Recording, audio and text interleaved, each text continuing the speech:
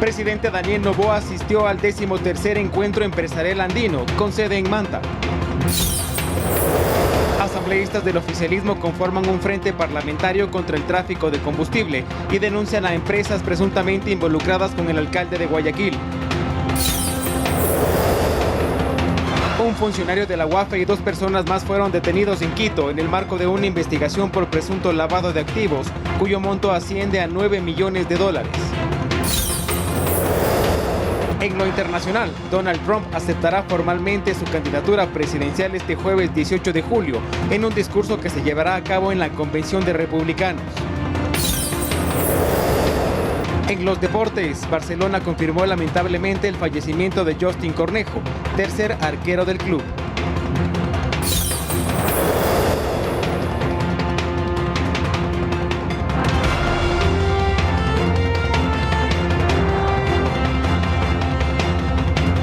Martes 16 de julio de 2024, amigos, buenas noches y gracias por acompañarnos en la emisión estelar de Noticias 7. Los invitamos para que nos sigan a través del telégrafo.com.es, ecuadortv.es, en el dial de Pública FM, en nuestras redes sociales y también en sus pantallas podrán ver un código QR. Los invitamos a escanearlo con su teléfono celular para acceder a información actualizada y verificada del telégrafo digital. Aquí iniciamos.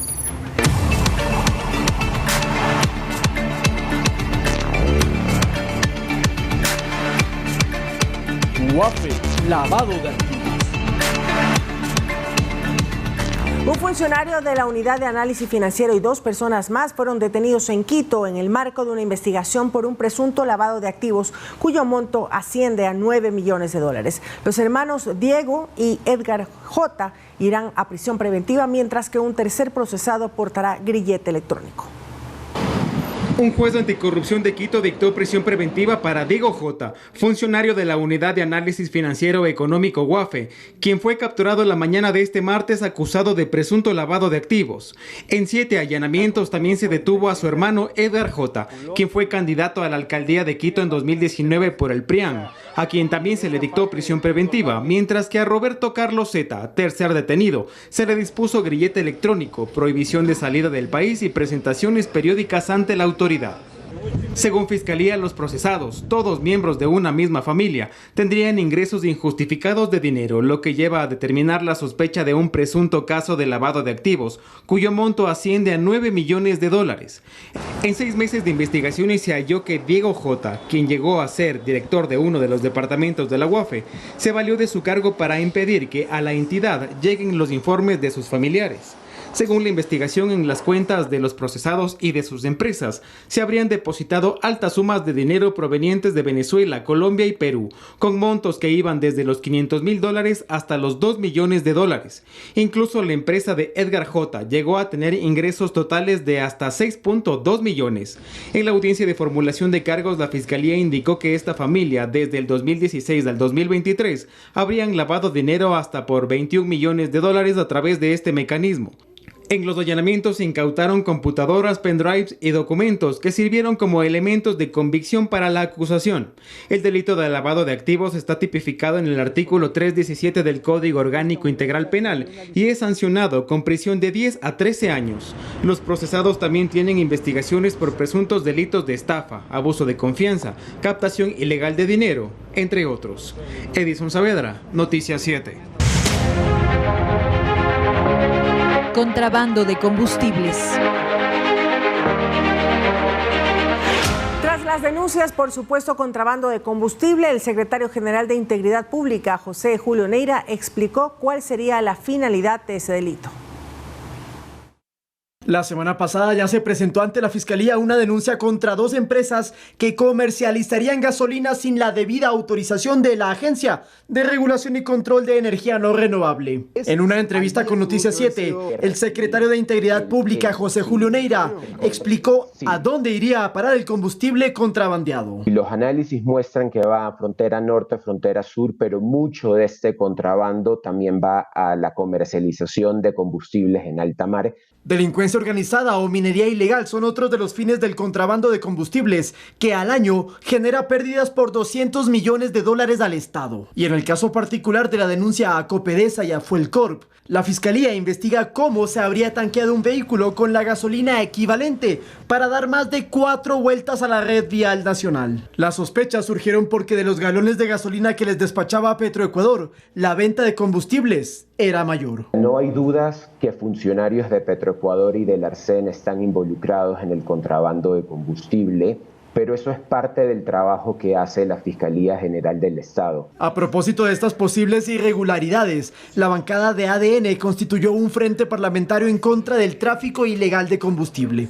Lo que nosotros vamos a buscar con este frente, siempre y cuando respetando la independencia de poderes, porque será la Fiscalía del Estado la que determine si hubo la existencia o no de un delito que está tipificado en el Código Orgánico Integral Penal. Pero Neira asegura que habría otras compañías involucradas en irregularidades parecidas y que esta semana se preparan nuevas denuncias. En cuanto a Copedesa, una de las 2 ya investigadas, esta pertenece al alcalde de Guayaquil. Yo no voy a caer en el relato de la denuncia por persecución política, es totalmente soportada técnicamente por la Agencia de Regulación y Control. El Frente Parlamentario agregó que hace un llamado a otras bancadas legislativas para unirse a denunciar presuntos actos ilícitos derivados del contrabando de combustible, un delito que llegó al país desde la década de los 70, cuando se empezó a subsidiar la gasolina. Lautaro Andrade Castro, Noticias 7.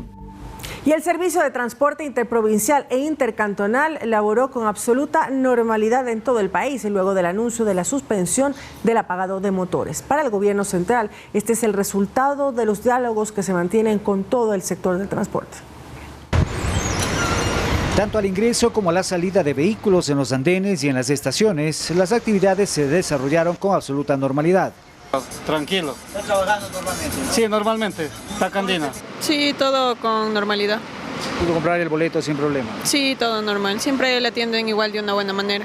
Una situación similar se registró en las boleterías y en la entrega de encomiendas. Sí, todo sin problema. No hemos tenido ningún percance con lo que decían del paro. Las carreteras están libres, están tranquilamente.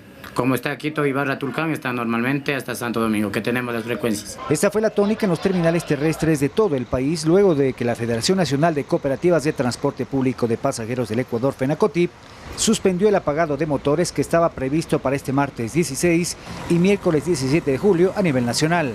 La gente sí sale y hay el trabajo para todos mismos. Para el gobierno, la suspensión del apagado de motores de los transportistas es el resultado de la apertura al diálogo con todos los sectores. Hemos entendido que, por ejemplo, a ciertos grupos importantes que tú mencionas, uno de ellos del transporte, había que dialogar con ellos, entenderse con ellos para proteger al usuario del transporte. Y todo ha salido bastante bien. De hecho, FENACOTIP, que fue la única organización, hay varias organizaciones del transporte pesado, pero fue la única que no anunció ni paro ni cierre vial, nada. Era una apago los motores. Estuvo presente en la última mesa. De hecho, yo estuve con ellos la semana pasada, luego incluso de ese anuncio, porque las conversaciones del diálogo se mantienen y hay muchas organizaciones dentro de esa misma organización que están operando tranquilamente y que no han querido ni siquiera apagar motores. Pero ¿para qué ha servido todo esto? Para abrir un espacio de coyuntura, de diálogo con el sector del transporte, que es muy importante, ¿cierto?, cuando se habla de calentamiento de calles o de paralizaciones. Con ello, más de 13.000 buses interprovinciales e intercantonales realizan sus actividades con normalidad en las diferentes carreteras del país, en donde se mantienen los operativos de seguridad. Si hay presencia policial, militar y todo, hay los controles correspondientes y todo normal. Si bien se registró una reducción del número de usuarios en los terminales terrestres del país este martes, se espera que la afluencia de pasajeros aumente en los próximos días, en esta época de vacaciones en la Sierra y Amazonía. Rommel Garzón, Noticias 7.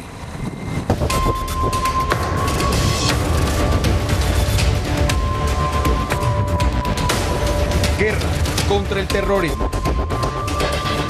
En el cantón Durán de la provincia del Guayas, la Policía Nacional continúa con operativos de control en sectores priorizados por sus índices delictivos. Ese cantón será intervenido por el bloque de seguridad.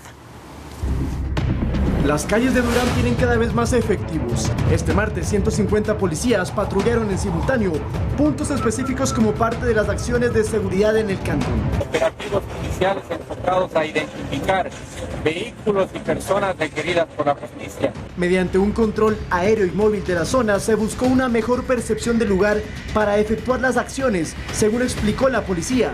Ello con la finalidad de reducir el índice criminal delictual, de igual manera contrarrestar acciones delictivas en el cantón. Durán es uno de los cantones con mayor índice de criminalidad del país, con 238 muertes entre enero a junio del 2024. Por ello, desde este miércoles, hay un plan estatal para su intervención. El gobierno va a entrar con todo lo que tiene, el presidente lo ha anunciado, y vamos a ir viendo los resultados en el camino. Lo que se espera en estas semanas es implementar un modelo similar al de Manta, donde hubo 32 días sin muertes violentas. Pero ¿qué esperamos también en Durán? Al ser lo más complejo, ver qué soluciones quedaron permanentemente el gobierno e irlas extrapolando al resto de poblaciones complicadas. Yo me atrevo a decir que van a haber buenos resultados. En Durán aplica también el estado de excepción decretado por el presidente para reforzar la seguridad en las provincias más violentas del país. Además, con la subordinación de la Policía Nacional a las Fuerzas Armadas, los operativos contra el narcoterrorismo serán más planificados. Lautaro Andrade Castro, Noticias 7. Tras casi 6 meses sin visitas familiares en los centros de rehabilitación social del país, el SNAI informó que desde el 15 de julio están permitidas, pero bajo un cronograma establecido en su portal web en el que organizan los horarios y fechas en los que pueden acudir los familiares de los privados de libertad, según su pabellón y bloque de celdas. La visita es de máximo 2 horas y se deben cumplir los siguientes requisitos: llegar 1 hora antes de lo señalado en el cronograma, presentar un documento de identidad, registrar los datos en la bitácora, permanecer además en el área destinada para visitas y cumplir el tiempo señalado de la visita.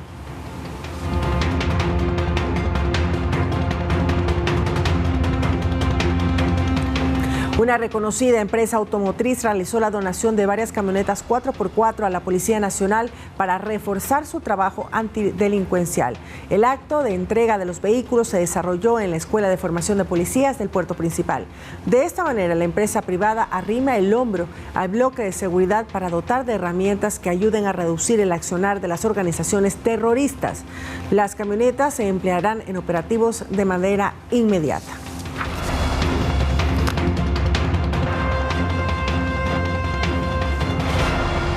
De regreso con más información, amigos. El Tribunal Contencioso Electoral aceptó a trámite la denuncia presentada por el consejero de Participación Ciudadana Juan Esteban Guarderas en contra de Verónica Abad por una presunta campaña anticipada.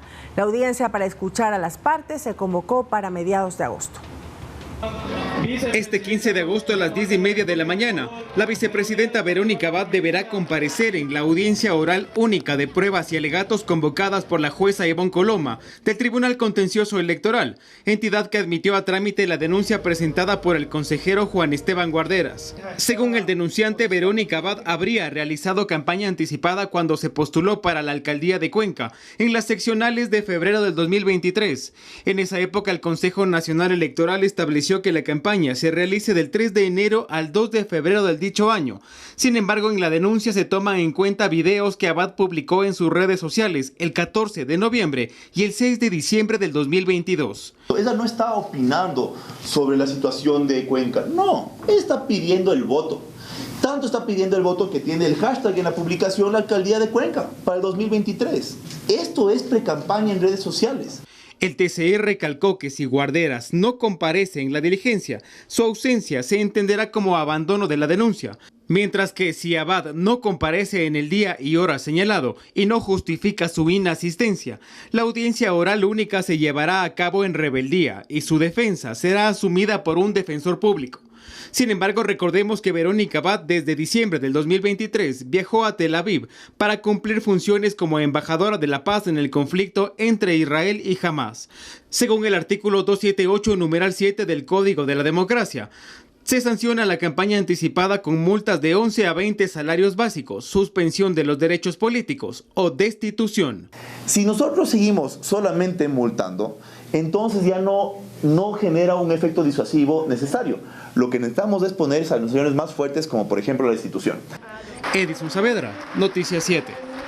Este miércoles, a partir del mediodía, se estima que concluye el juicio político al expresidente del Consejo de la Judicatura, Wilman Terán, y a la ex vocal de dicha institución, Maribel Barreno.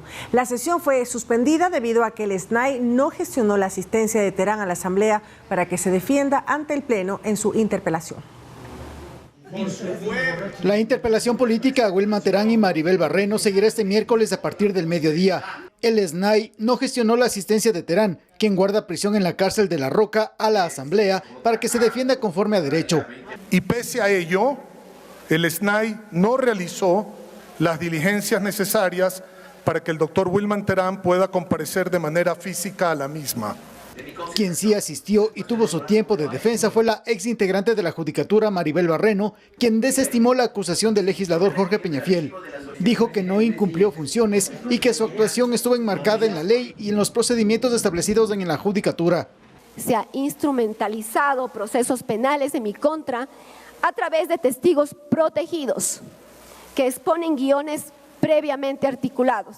Al menos el ex vocal Javier Muñoz tuvo la consideración de advertirme cómo iba a proceder y cómo iban a articular este proceso de obstrucción. Del juicio político aún falta la réplica del asambleísta interpelante a lo expuesto por Barreno. Si así lo cree conveniente, la ex autoridad del Consejo de la Judicatura tomará otro tiempo para desvirtuar lo que diga Peñafiel. Este mismo mecanismo se aplicará con Wilman Terán, y luego de las exposiciones de las partes, se abrirá el debate sobre los argumentos expuestos en relación con las pruebas de cargo y de descargo. El pueblo ecuatoriano, los electores a las nuevas elecciones verán quiénes realmente están con el país y quiénes están apoyando a las mafias de la justicia y de la política en el Ecuador. Nosotros vamos a votar a favor, creemos que existen los elementos, está para mí demostrada la vulnerabilidad del sistema. La incertidumbre radica en si existirá unanimidad en la votación de la bancada de la Revolución Ciudadana, cuyos votos son claves para eventualmente censurar a Terán y Barreno. Hasta el cierre de esta edición, habían 89 votos por la censura, se requieren 92. Javier Ceballos, Noticias 7. Y horas más tarde, en el Pleno de la Legislatura, se posesionó a Mario Godoy como el nuevo presidente del Consejo Nacional de Judicatura. Godoy fue seleccionado por el Consejo de Participación Ciudadana de una terna presentada por la Corte Nacional de Justicia. La primera vicepresidenta de la Asamblea, Viviana Veloz, fue la encargada de tomar el juramento de rigor a la nueva autoridad de la Judicatura, tras una polémica designación por sus vinculaciones con el correísmo y el haber sido abogado de narcotraficantes. Necesitamos recuperar la confianza de la ciudadanía respecto de la función judicial y en la correcta administración de justicia. Esto es urgente. Por ello, durante mi gestión, adoptaremos una postura de tolerancia cero hacia la corrupción en todos los niveles del sistema judicial. Complementariamente, fortaleceremos la cooperación interinstitucional para un trabajo integral en diversas aristas. El juez Manuel Cabrera, que lleva adelante el caso Metástasis, sentenció con 3 años, 4 meses de cárcel para Neiser Mazón, ex coronel de policía de San Borondón, quien aceptó su culpabilidad en la trama de delincuencia organizada tras someterse al procedimiento abreviado. El magistrado lo declaró culpable de colaborar con Leandro Norero al brindar seguridad a su mansión ubicada en Riberas del Batán, en San Borondón, y además de entregarle al capo información sobre los operativos y allanamientos en el lugar. El procesado también deberá pagar una multa de 12 salarios básicos unificados, es decir, $5.520, y una reparación integral de $11.000. Mazón es el segundo sentenciado en el caso Metástasis. El primero fue el policía Gabriel García, quien también se declaró culpable del delito con el fin de evitar el juicio y obtener una rebaja en su pena.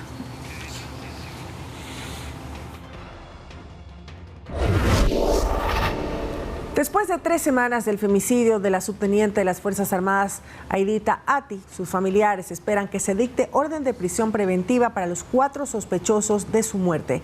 La familia de la subteniente sostiene que existe riesgo de fuga.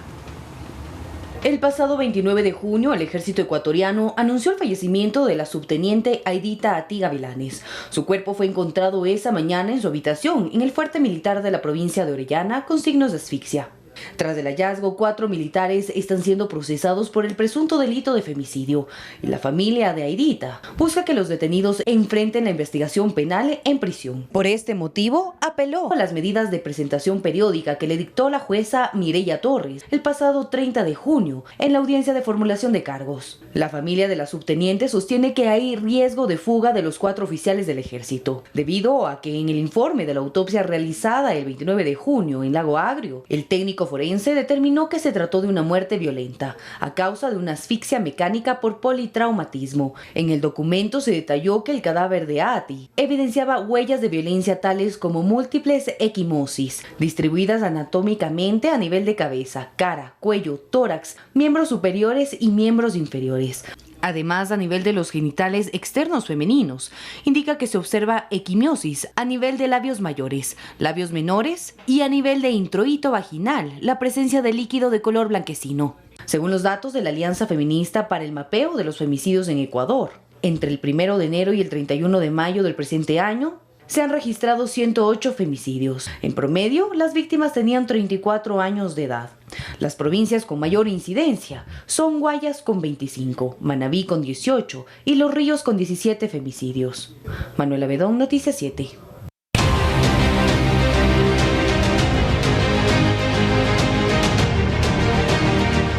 Comunidad Andina de Naciones, integración comercial. En Manta, provincia de Manabí, se realiza el 13º encuentro empresarial andino. Al acto inaugural asistió el presidente de la República, Daniel Noboa, quien enfatizó la importancia de unir esfuerzos por un comercio comunitario, eficiente y competitivo.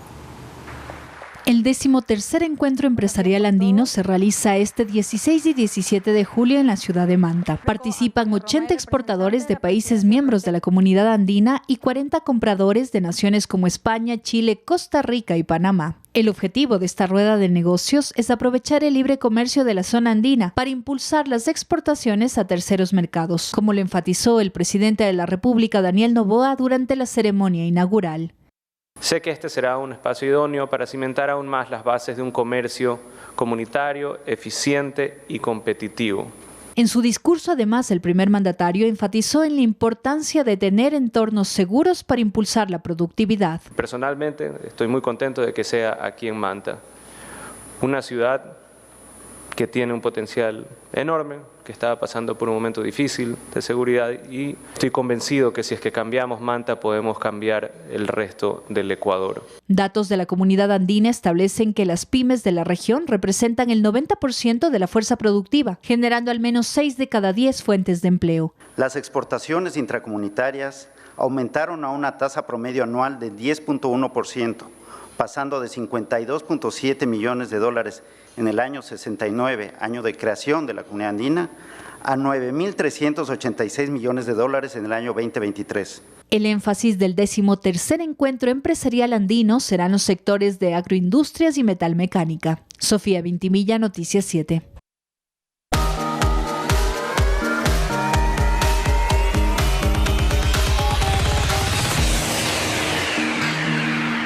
El presidente de la República, Daniel Noboa, recorrió el avance de la obra de reconstrucción de la sede municipal de Portoviejo en la provincia de Manabí. Esta obra estuvo paralizada desde el 2021, pese a que contaba con un avance de cerca del 98%. La reconstrucción de la sede municipal de Portoviejo fue esperada por varias autoridades provinciales y nacionales, quienes mencionaron que concluir los trabajos tardó varios años, pese a que existía un avance del 98% de la obra. La primera fase fue contratada hace mucho tiempo, antes de la pandemia, 2018, y parece mentira que después de 6 años no se haya terminado. Cuando nosotros llegamos al Ministerio de Transporte y Obras Públicas había mucha presión, debo de decir, para que esta obra sea suspendida en su contrato y nosotros en cambio tratamos de buscar resolver, que fue la disposición del presidente, terminar las obras. ¿Qué pasaba en la reconstrucción? Nadie quería firmar. Nadie quería firmar nada en la reconstrucción de Manabí porque estaba involucrada la fiscalía. Entonces decían, no, hermano, déjalo ahí. ¿Y cuándo se reconstruía Manabí? El alcalde de Portoviejo, Javier Pincay, espera que con este trabajo se realicen nuevos proyectos en pro de la ciudadanía. Vamos a volver que Portoviejo tenga su reactivación económica en el pleno centro comercial y también administrativo de la ciudad. Criterio que comparte el primer mandatario, quien asegura que esta obra traerá incentivo productivo a la zona. Más de 100 millones de dólares que van a generar empleo, que van a generar comercio, que van a generar progreso en esta provincia. El gobierno nacional anunció que la sede municipal de Puerto Viejo estará lista en octubre de este año, beneficiando a más de 238.400 habitantes. Sofía Vintimilla, Noticias 7. Los fondos para la ejecución del plan de descontaminación de ríos en la capital se buscarán a través de fondos de inversión y alianzas público-privadas. En total se requieren 900 millones de dólares para ejecutar el plan aprobado y que se estima se ejecute en 17 años. El pasado 4 de julio, la capital aprobó un programa para el tratamiento de aguas residuales, pues según la alcaldía, solo se procesan el 3% de las aguas servidas. Dentro de los planes del Cabildo está el tratamiento del 98% de estas aguas contaminadas. En un inicio, las autoridades, a través de un comunicado, dijeron que se necesitarán 20 plantas de tratamiento de aguas residuales. Una semana más tarde, se incrementó a 22. Según las autoridades de la Secretaría de Ambiente y de la Empresa Metropolitana de Agua Potable, la estrategia contempla 4 plantas de tratamiento de agua en la zona urbana y 19 en la zona rural. Nosotros estamos planificando ejecutar en 17 años la implementación de 23 plantas de tratamiento de aguas residuales en la parte urbana y en la parte rural. Los proyectos aún no cuentan con estudios técnicos, terrenos o presupuesto asignado. Por lo pronto, las autoridades aseguran que entre el 2027 y el 2029, las plantas de Tumbaco y Calacalí estarán listas. En el momento que ya tenemos listos los estudios, ahí sí nosotros procedemos a ver los financiamientos, cuánto y cómo se podrían realizar. Entonces, actualmente, por ejemplo, la PETAR Tumbaco, la CAF está bastante interesada en poder hacer el financiamiento. A 2 días de la aprobación de la estrategia, se sumó una sentencia que reconoce los derechos del río Machángara y responsabiliza a la alcaldía para la recuperación ambiental de este afluente. Y esto la jueza acogió que las soluciones estas industriales tienen que complementarse dentro del perímetro urbano y también del rural con soluciones basadas en la naturaleza. Pese a que el programa de descontaminación de ríos plantea el tratamiento de un 98% de las aguas residuales, el Cabildo asegura que con la construcción de la planta de Conocoto se descontaminará el 100% del río Machángara para el 2032. Manuela Bedón, Noticias 7. 489 años de fundación de Guayaquil. Estamos en el mes de festejos de la Perla del Pacífico y obviamente debemos concentrar los festejos e historias y por tal motivo que le parece conocer algo más de la historia del puerto principal. Seguro habrán datos que no los recordaba. Vamos. Es quizás uno de los puertos marítimos más importantes del continente. Su historia, que arrancó allá un 15 de agosto de 1534, no paró nunca y hoy por hoy se considera como una de las ciudades más cosmopolitas del país. Se trata de Guayaquil. Sí, la perla del Pacífico, que este mes está de cumpleaños, aunque algunos historiadores afirman que el proceso de fundación de Guayaquil empezó el 15 de agosto de 1534, cuando se fundó en la llanura de Liberbamba, cerca de la actual Riobamba, la ciudad Santiago de Quito. Sí, aunque parezca extraño, pero es así como nace Guayaquil. Con ese antecedente, el asentamiento cerca de Riobamba se trasladó en 1535 a una población indígena llamada Guayaquile, que era gobernada por un cacique del mismo nombre. Sin embargo, el asentamiento no duró mucho tiempo, fue destruido por los mismos nativos. Es así que ya para agosto de 1536, Hernando de Saera llevó a la población a un sitio llamado Yagual, siendo este el tercer asentamiento de la ciudad de Santiago, aunque tampoco fue el definitivo por la hostilidad de los nativos. En 1537, en cambio, el poblado se trasladó a Daule, adquiriendo el nombre de Santiago de Daule, pero la rivalidad entre Almagro y Pizarro hicieron que este último le pidiera a Orellana que reubique la ciudad. Y sí, de un lado al otro, hasta que al fin, ahí, en el Cerro de Santana, un 25 de julio de 1547, podría decirse que fue ya el último y permanente asentamiento de Santiago de Guayaquil. Actualmente, las fiestas julianas inician desde el primer día de julio. Guayaquil se convierte en la sede de fiestas, ferias, conciertos y desfiles náuticos y aéreos. Un mes para festejarle a la perla del Pacífico, a la ciudad que en gran medida mueve la economía del Ecuador y que ahora festeja por todo lo alto un cumpleaños más. Vamos a revisar otros temas y no hay límites para las mujeres. El proyecto ALMA es un claro ejemplo de ello. Gracias a sus capacitaciones, 45 mujeres pudieron llevar sus ideas de emprendimiento a otro nivel, incluso recibiendo capital semilla para su crecimiento. La falta de conocimiento puede convertirse en un limitante para las mujeres emprendedoras. Es por eso que Impacto y la empresa privada ejecutaron el proyecto ALMA, el cual brindó herramientas y formación a 45 mujeres, enfocándose en el empoderamiento e inclusión de emprendedoras del país. Ellas estuvieron durante 8 semanas capacitándose, 3 horas semanales. La mitad fueron para adquirir estas habilidades que te comentaba de liderazgo, de empoderamiento, de autoconocimiento. Y la otra parte fue ya la parte técnica para poder mejorar su marca, mejorar sus presentaciones hacia posibles compradores. También se revisó cómo estructurar mejor la parte financiera y el manejo de indicadores. Este proyecto permitió un crecimiento y exposición significativa a cada una de las mujeres, gracias al Capital Semilla, en donde 10 finalistas recibieron diversas oportunidades comerciales para expandir sus productos o servicios. Y fueron seleccionadas 2 ganadoras. Coincide que tuvimos una ganadora que se llama, es una chocolatería, el Pescado Cao Cao, y Eco Home, que es de Guayaquil.